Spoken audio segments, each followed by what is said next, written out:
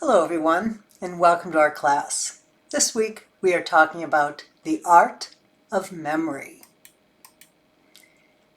In our class, we will first begin by providing a simple view of memory. We will then go on to explore memory concepts using different media examples. And then finally, we'll discuss the art of memory with some techniques to improve your own memory skills. Let's begin with what is memory. Memory is our ability to store and retrieve information when needed.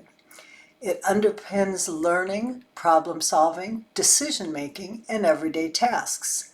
Memory forms not only the foundation of our knowledge, but also shapes our personal identity and experiences. The process of human memory involves both preserving and recovering information, though it's rarely flawless. Information must first be properly encoded before it can be stored and later retrieved. Many factors influence retrieval, including the type of information and the retrieval clues. We all experience imperfections in our memory. Sometimes we forget things and cannot recall them, even when the information was properly encoded.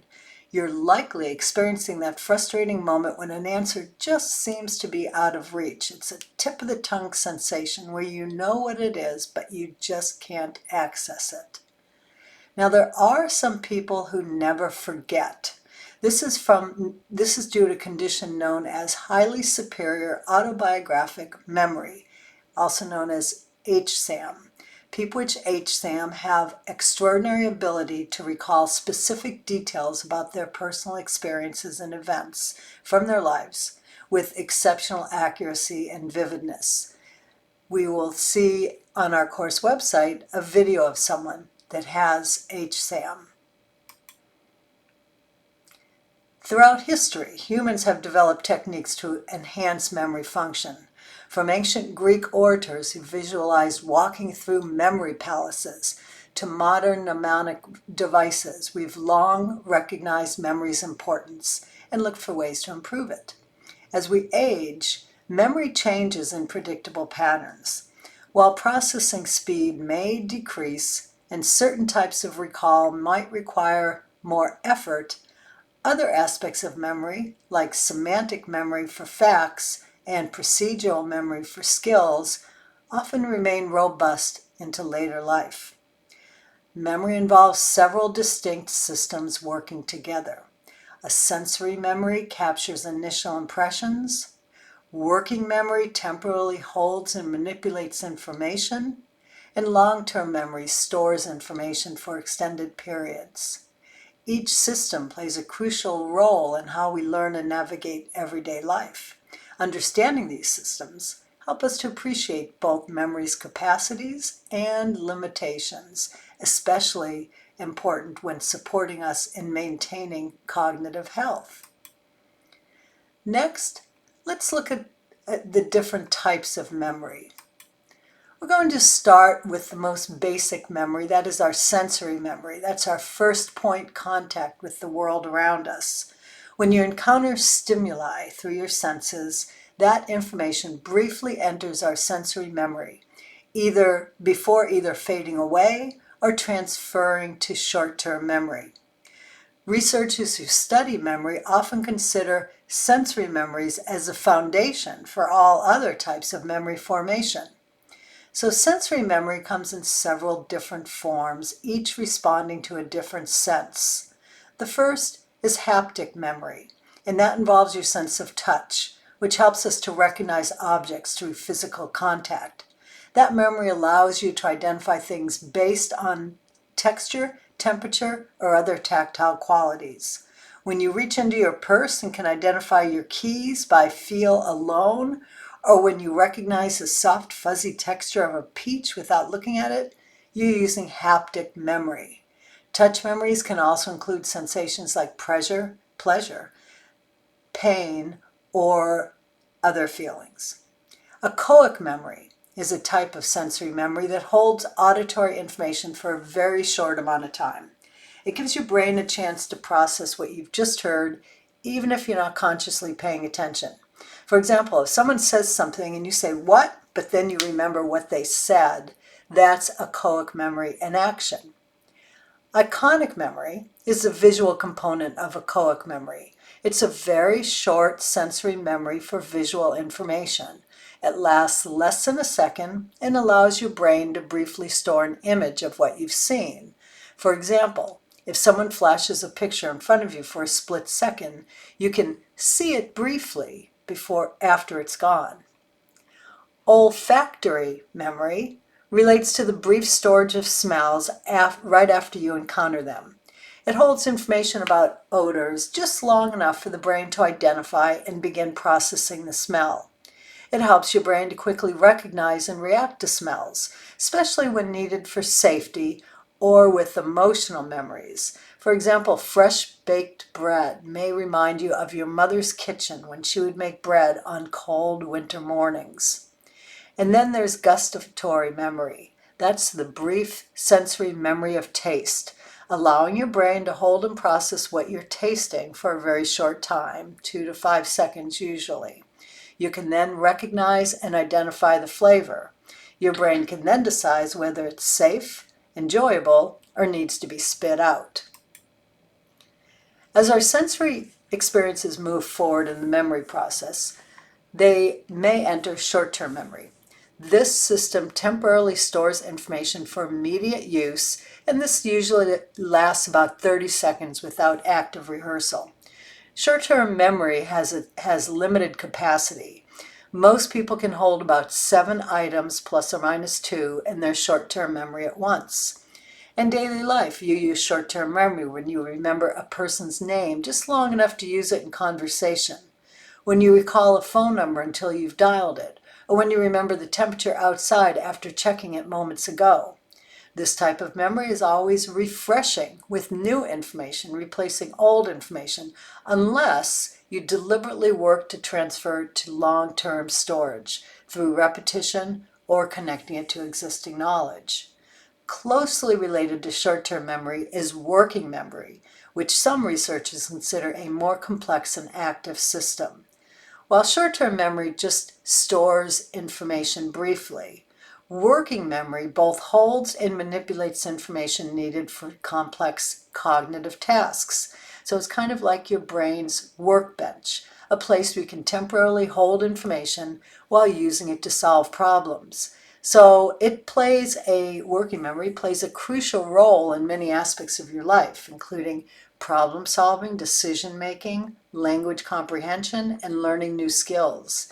When you're able to perform mental math, such as calculating a tip at a restaurant, you're using working memory to hold the bill amount in mind while you calculate percentages.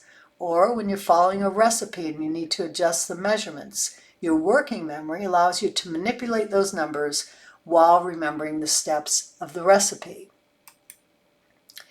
The final destination in our memory journey is long-term memory, which stores vast amounts of information for extended periods, potentially for a lifetime.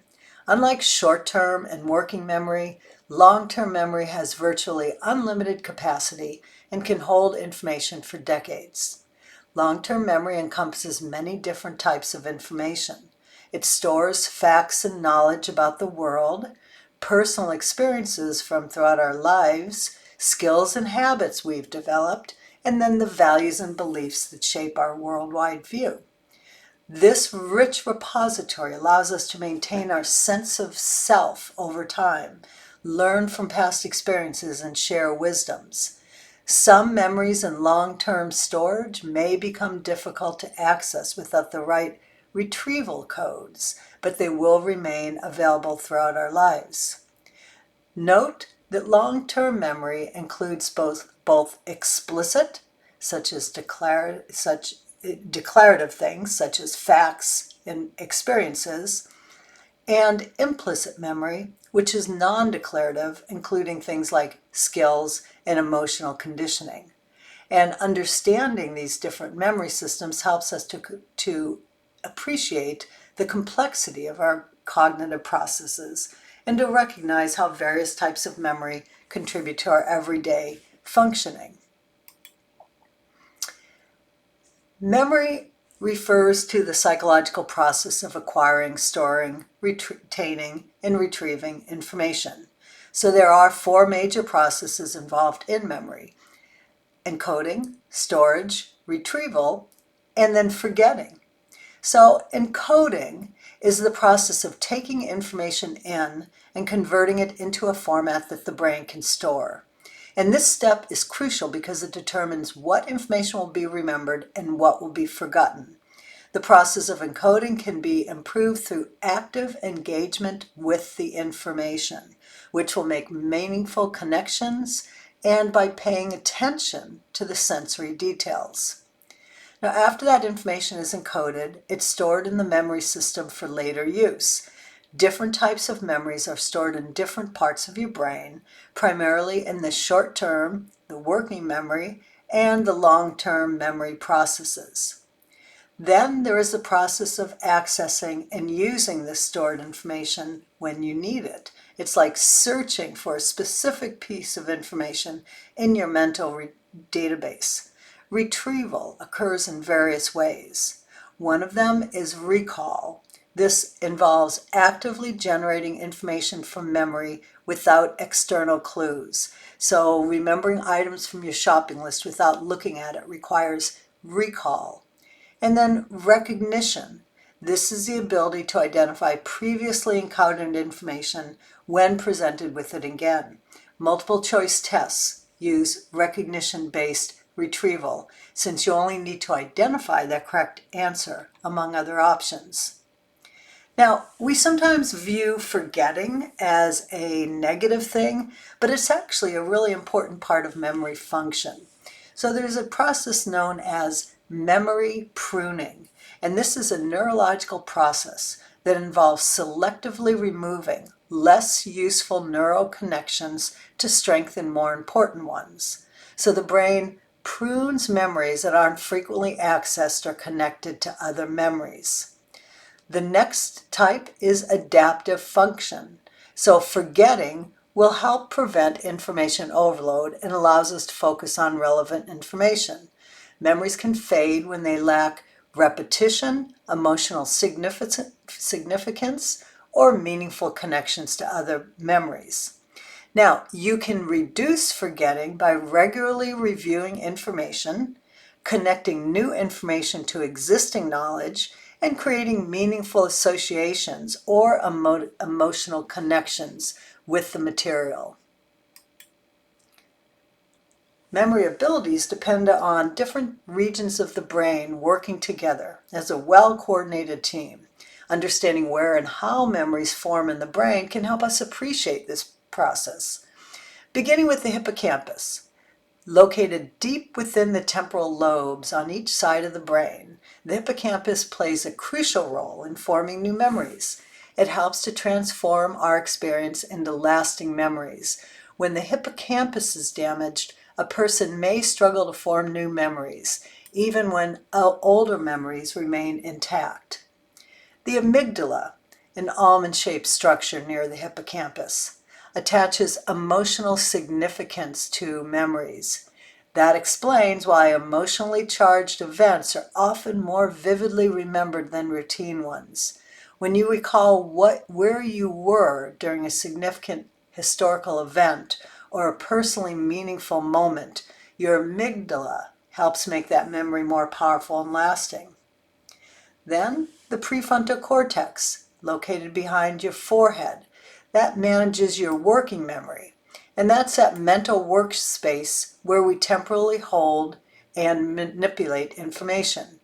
We talked about calculating a tip at a restaurant or following multi-step directions. That's your prefrontal cortex at work. For sensory memories, different brain regions specialize in processing specific types of information. The occipital lobe in the back of your brain processes visual memories, while temporal lobes on the sides of your brain handle auditory memories. Olfactory memories, smell memories, have a direct pathway to the limbic system, which explain why certain scents can trigger such powerful emotional memories. As we age, the brain undergoes a natural process called pruning, which we discussed in the previous slide. Pruning is actually a healthy process that helps the brain to become more efficient, kind of like a gardener trimming away excess growth to strengthen the brain branches. While we may notice some changes in memory with age, the brain's ability to adapt and form new connections, known as neuroplasticity, that allows us to continue learning throughout life. We're now going to go to a different section of our class. We're going to use examples of 5 different types of media, such as books, television, and movies, to understand a little bit about memory and how it works. We will actually be doing an activity in class where we'll break into groups. We'll look at one of the examples, and then we'll discuss the questions that follow and come up with some ideas about our particular example. So let's look at the 5 examples that we are going to be using in our class. So the first example is a book by Nicholas Binge called Dissolution.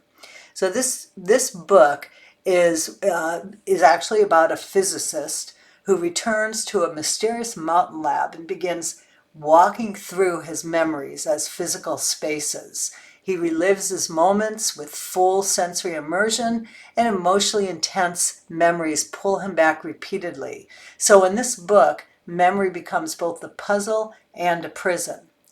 So this book focuses on episodic and reconstructive memory.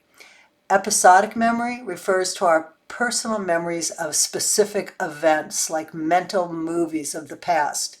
Reconstructive memory means that we rebuild those memories each time we recall them, rather than playing them back perfectly, like a video recording. Now, this affects us because our memories do change over time. Details may fade or shift based on emotions, suggestions from others, or later experiences. So our version of the past is often not perfectly accurate, even when memories feel vivid and real. So that is one of the 5 examples. Your group will be doing one of them in our small group activity. The second activity, or the second example, comes from a series called Black Mirror, and this one is called The Entire History of You. And in this example, people have brain implants that allow them to replay every moment of their lives. Consider when you go to an event these days and you see people on their phone scrolling. In this episode, they're not on their phone. They actually have their brain implants that they can access via a small transmitter, and they can look at everything that they have done at any time in the world. So this story explores how one person becomes obsessed with analyzing small details from the past, and that leads to emotional instability and relationship conflict. So this particular illustration talks about perfect recall versus healthy forgetting. So perfect recall is the theoretic ability to remember everything exactly as it happened. Healthy forgetting allows the brain to let go of unnecessary or painful information over time. So being able to forget is actually protective. It helps us to move on from painful experiences, to heal emotionally, and to reduce mental clutter. Remembering everything perfectly could overwhelm us or trap us in past experiences. The third example we'll look at is another Black Mirror episode called Eulogy. And in this episode, a man uses an AI technology to allow him to step inside old photographs and revisit memories of a long-lost love. As the images transform into immersive, lifelike experiences, he relives powerful moments of connection, youth, and heartbreak. So this particular episode talks about nostalgic immersion and emotional memory. So this type of memory brings us back to deeply felt moments of the past, experiences filled with emotions, sensory details, and personal meaning.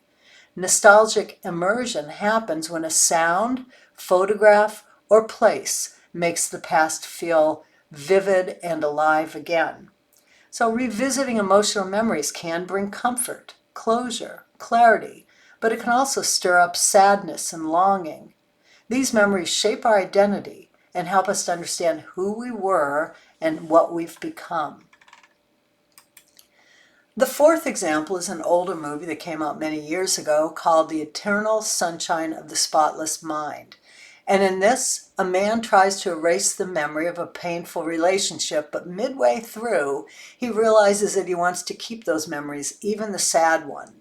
So this film explores the meaning, value, and emotional weight of memory.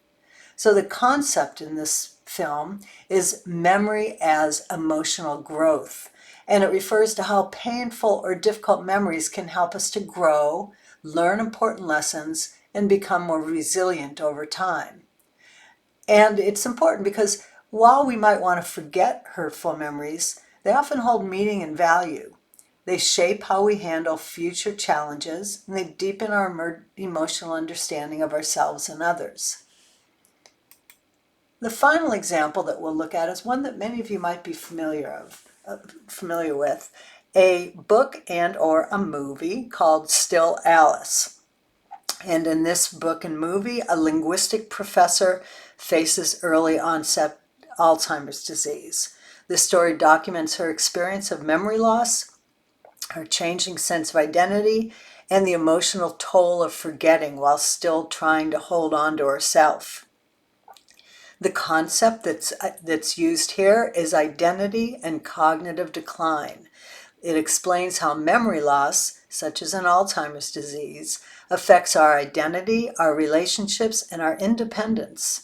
And interestingly, emotional memories may persist even as factual memories fade.